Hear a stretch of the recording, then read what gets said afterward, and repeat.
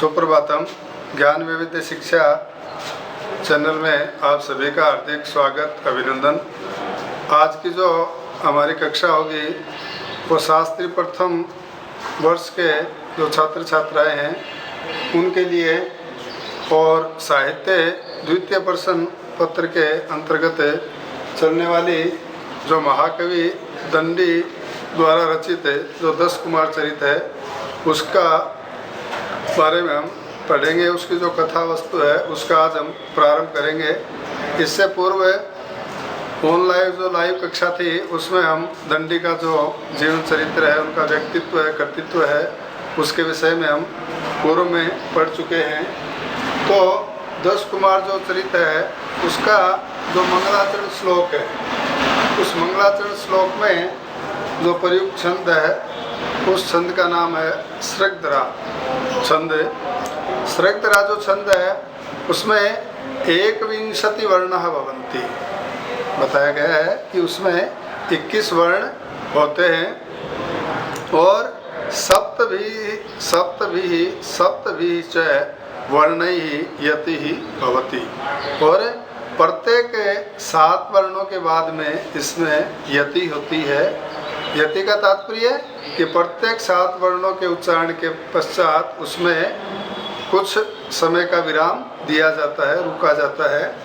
तो यहाँ पर प्रत्येक 7 वर्ण के बाद में यति होती है और 3 बार यति होती है। तो 3 बार यति का तात्पर्य यह हो गया कि इसमें सृगधरा जो छंद है उसमें जो कुल वर्ण है उन वर्णों की संख्या है वो 21 होती है। 21 वर्णाः भवन्ति अस्मिन् वृत्ते। अब इस छंद का उच्चारण कैसे करते हैं वो देखिएगा। जैसे मृभ्नैयानां त्रयेण, मृभ्नैर्याणां त्रयेण, ये 7 वर्ण है। 7 वर्णों के बाद में यति। त्रिमुनि यति युता, ये जो 7 वर्ण है यहाँ यति आएगी। फिर सृगधरा कीर्तितेयम, ये जो 7 वर्ण है इसके बाद में यति होती है। दोबारा हम उसको पूरा बोलते हैं। मृभ्नैयानां त्रयेण त्रिमुनि यति युता सृगधरा कीर्तितेयम। इस प्रकार से जो सृगधरा छंद है उसका उच्चारण किया जाता है। जैसा कि यहाँ पे लिखा है 7 + 7 + 7, वही जैसा कि आपको पूर्व में बताया कि जो 21 वर्ण हैं उन्हें 21 वर्णों पर कोई यहाँ बताया है। तो प्रत्येक 7 वर्ण के बाद में यहाँ पर यति होगी। अब हम इसका जो मंगलाचरण का श्लोक है उसको देखते हैं। तो मंगलाचरण में जो दंडी हैं उन्होंने भगवान विष्णु का जो वामन अवतार है उसको, वामन अवतार यानी भगवान विष्णु को नमस्कार किया है। तो इसमें क्या कहते हैं देखिएगा कि ब्रह्मांड छत्र दंड शतधृति भवना भोरुहो नाल दंड क्षोणिनो कूप दंड शरद मरत सरी पट्टिका केतु दंड ज्योतिश्चक्रादंड त्रिभुवन विजय स्तंभ दंडोग्रिदंड श्रेयस्त्रिविक्रमस्ते वितरतु विबुधैर् देशिणा काल दंड। देखिए क्या बता रहे इसमें कि ब्रह्मांड दंड छत्र है।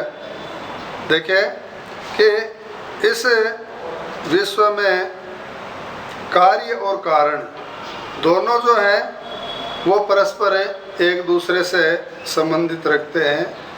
जैसा कि कहा भी गया है कि कारण के बिना कोई भी कार्य जो है वो संभव नहीं हो सकता, क्योंकि कारण के रहने पर भी कभी कभी हम देखते हैं कि कार्य जो है वो हमारा सिद्ध नहीं हो पाता है, कार्य जो है वो पूर्ण नहीं हो पाता है, क्योंकि देवात उसका कोई प्रतिबंधक उपस्थित हो ही जाता है। कहते हैं कि जब हमारा समय प्रतिकूल होता है तो सब कुछ अच्छा होते हुए भी हमारा जो कार्य है वो पूर्ण नहीं हो पाता है।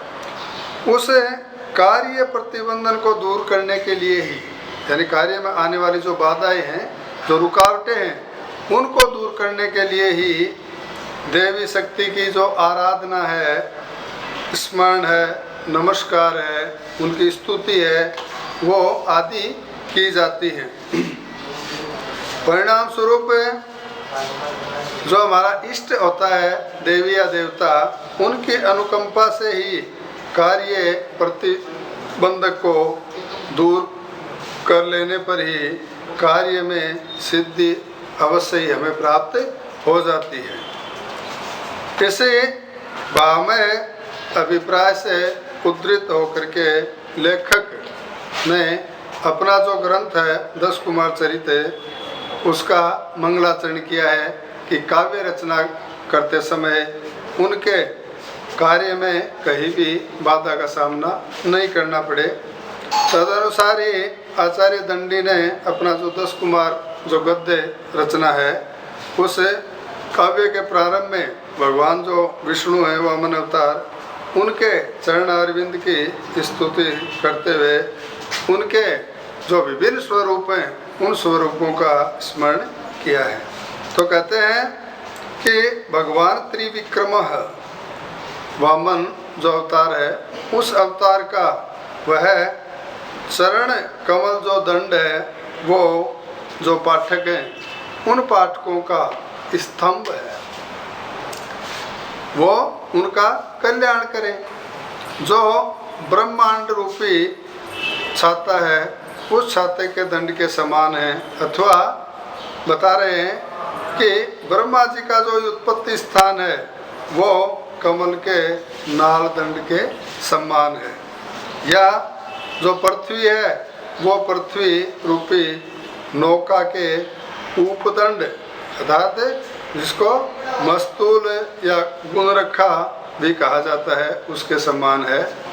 अथवा स्वर्ग से झरती हुई आकाश गंगा रूपी जो पताका है, उस पताका के ध्वज दंड के समान है। या यूँ कहे कि ग्रह नक्षत्र मंडल रूप रथ चक्र, अर्थात जिसे पहिया कहा जाता है, उस पहिए की जो दूरी होती है, उस दूरी के समान है। अथवा जो तीनों लोकों के जीतने के चिन्ह स्वरूप स्तंभ, जिसे हम खंबा भी कहते हैं, तो वो विजय स्तंभ के समान है। या यूँ कहें कि असुरों के लिए कालदंड, अर्थात यमदंड के समान है। तो इसमें हम एक चीज़ विशेष रूप से देखते हैं, जिसमें बता रहे हैं कि जो प्रस्तुत मंगलाचरण है, उस मंगलाचरण में देखिएगा कि जो दंड शब्द है, उस दंड शब्द का 8 बार प्रयोग हुआ है।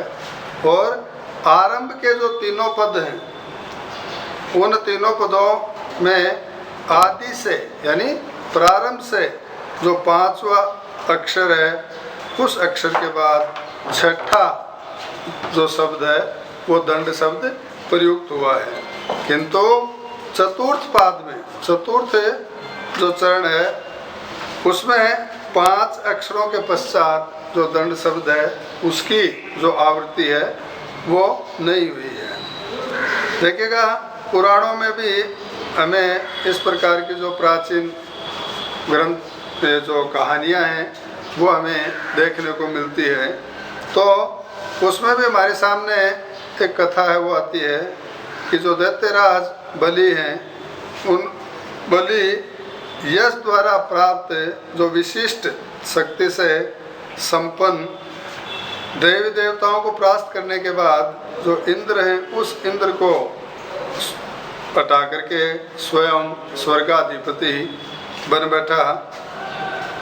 अनंतरम जो देव माता दीति हैं, उन्होंने भगवान जो कश्यप हैं, उन कश्यप से प्रार्थना की कि हमारे जो पुत्र हैं, पुत्र कौन, जो सभी देवतागण हैं, उनके लिए उन्होंने प्रार्थना की कि वो सारे के सारे हमारे जो पुत्र हैं, वो दुखी हैं, कृपया आप इनके दुखों का दूर करने का प्रयास करें। उसके अनुसार कश्यप जी ने भगवान विष्णु को के शरण में गए अदिति ने व्रत उपवास किया। उनकी आराधना से प्रसन्न होकर भगवान विष्णु स्वयं उनके पुत्र के रूप में अवतीर्ण हुए, जो उन्हीं को वामनावतार कहा जाता है। अब यज्ञोपवीत संस्कार हो जाने पर ब्रह्मा जी वेश में भगवान वामन भृगु कच्छ में राजा बलि के पास गए, जहाँ शुक्राचार्य जी बलि का अश्वमेध यज्ञ है वो करवा रहे थे। यज्ञ में दीक्षित दैत्यराज बलि ने उसी तेजस्वी वामन बटु के अपूर्व रूप को देखकर आश्चर्यचकित हो उनका यथा सत्कार किया और अभीष्ट वस्तु मांगने का अनुरोध किया। फलतः है वामन बटु ने उससे केवल 3 पैर पृथ्वी की याचना की। शुक्राचार्य के मना करने पर भी बड़ी प्रसन्नता से अपने को धन्य मानते हुए उसने उनकी याचना के अनुसार 3 पैर जमीन देने का जो संकल्प है वो कर लिया।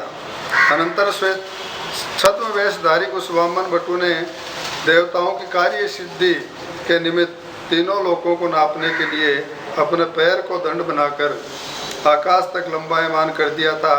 उस समय भगवान वामन का वह चरण जैसा प्रतीत होता था, उसी का वर्णन इस मंगल श्लोक में कवि आचार्य दंडी ने के द्वारा किया गया है।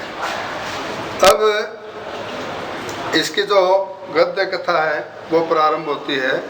तो करे अस्ति समस्त नगरी निकषायमाणा सस्वद गणपण्य विस्तारितम मणिगणादि वस्तु जातव्याख्यात रत्नाकरम महतम्या मगध देश शेखरी भूता पुष्पपुरी नाम नगरी आशी। कह रहे हैं कि विश्व की जो समस्त नगरियां हैं उन नगरियों को जांचने की कसौटी तथा असंख्य दुकानों में फैलाकर रखे गए जो मणि रत्न आदि हैं, उनके द्वारा रत्नाकर किसे कहा गया है? समुद्र को कहा गया है। तो उन रत्नों की महिमा को प्रकाशित करने वाली मगध देश की जो शिरोभूषण नगरी थी, उस नगरी का नाम क्या था? पुष्प नगरी। तो वो मगध देश की शिरोभूषण पुष्पपुरी नाम की नगरी थी। तत्र और उस पुष्पपुरी नगरी में वीर भट्ट पट्ट लो तर तुरंग कुंजर मकर भीषण शकल रिपुगण कटक जल निधि मंथन मंदरायमाणा समुदड भुज दंड है।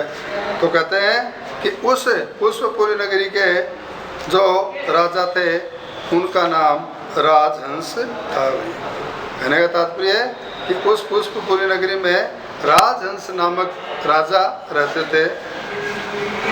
तत्र और उनके जो विशाल भुज दंड यानी भुजाएं, वीर योद्धाओं का समूह है, चंचल घोड़े तथा बड़े बड़े हाथी रूपी मकरों से भयंकर समस्त शत्रु मंडल के सेना रूपी समुद्र को मथने के लिए मंद्राचल जो पर्वत है उस पर्वत के समान थे। पुरंदर पुरांगण वन विहरण परायण तरुण निका गज जैगी माना अति मानया सरदिंदु कुंदन सार निहार हार मृणाल मराल शुर गजनीर क्षीर गिरीश अट्टहास कैलाश कासनी कास नृत्या रचित दिगंतराल नृत्या कृत्या अभित है शुरभित है। देखिएगा ये जो गद्यांश है, इस गद्यांश की हम व्याख्या कर रहे हैं। तो उनकी जो राजहंस थे, उनकी जो कीर्ति है वो समस्त दिशाओं में व्याप्त थी, जिससे अमरावती के जो उद्यान हैं जिन्हें नंदवन के नाम से भी प्रसिद्धि प्राप्त है या नंदवंश के नाम से भी जाने जाते हैं, उनमें विहार करने वाली जो युवतियाँ थी, अप्सराएं थी, वो बार बार गाया करती थी। उनकी वह अगणित जो कीर्तियाँ हैं वो शरतकालीन चंद्रमा के कुंद पुष्प, कपूर, बर्फ, मोतीमाला, कमलनाल, हंस, ऐरावत हाथी, जल, दुग्ध, शिवजी के अट्टहास से युक्त कैलाश पर्वत, काश नामक घास आदि श्वेत वस्तुओं के समान स्वच्छ थी। स्वर्गलोक शिखर और रुचिर रत्नाकरो बेला मेखला इत धरणी रमणी सौभाग्य भोग भाग्यवान अनवरतया दक्षिण रक्षित शिष्ट विशिष्ट विद्या संभा रंभा रंभा सुर भूषुर निकरह वीरचिता इति संतापेन प्रतापेन सतत तूलयितुम विंदे हंसः राजहंसो नाम धन दर्प कंदर्प सौंदर्य हृद नीरववद रूपो भूपो बबुए। तो कह रहे हैं कि जिनसे उनकी सर्वत्र जो ख्याति है, जो प्रसिद्धि है, वो फैली हुई थी। वे राजहंस राजा सुमेरु जो पर्वत है उसके शिखर के समान मनोहर मणियों से संयुक्त रत्नाकर जो समुद्र है उसकी बेला रूपी जो कर्दनी है, उस परिवेष्टित पृथ्वी रूपी कामिनी के सौंदर्य सौभाग्य का उपभोग करते हुए निरंतर किए गए जो यज्ञ हैं, उन यज्ञों की दक्षिणाओं के द्वारा सदाचारी विशेष शास्त्र ज्ञान से तेजस्वी ब्राह्मणों की रक्षा करने में जो तत्पर रहते थे, साथ ही जो अपने प्रखर जो प्रताप है उस प्रताप के शत्रु समूह के लिए संतापकारी मध्याह्नकालिक सूर्य के समान थे और सौंदर्य के महाभिमानी जो कामदेव हैं उन कामदेव के सदृश मनोहर स्वरूप वाले थे। तो यहाँ पर जो अलकापुरी नगरी के जो राजा थे राजहंस, उनकी